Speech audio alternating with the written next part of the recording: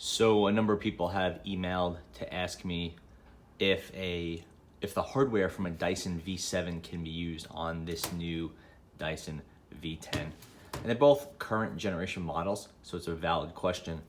But it would be a valid question even if it was a V6 or a DC59. You buy an expensive vacuum, you'd like the hardware to stay consistent from generation to generation, so you can use older pieces on a newer vacuum. So here, let's look at the key components. We have the V10, and this is the connection piece.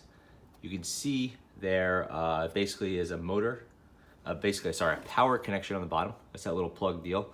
And then this little rounded out divot right here. And then here is the, move that aside. This is the torque drive head from the Dyson V10. The notable feature here is this.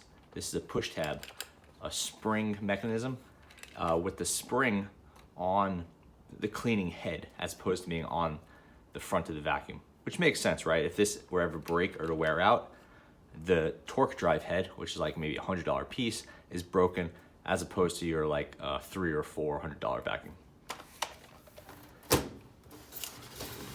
I'll show you what the connection looks like.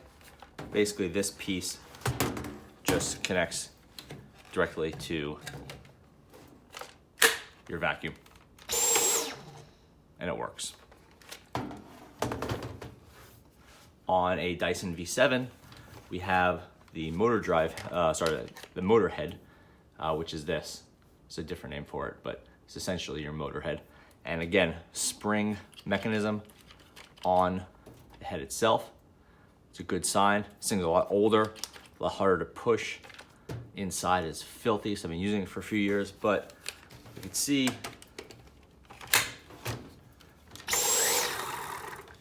good fit, and the head spins. So yes, the cleaning hardware from your Dyson V7 will work on your Dyson V10. What you're looking for is the rounded piece here, this convex piece here, and the spring mechanism to be on the cleaning head itself. And then you should be good to go. Thanks for watching.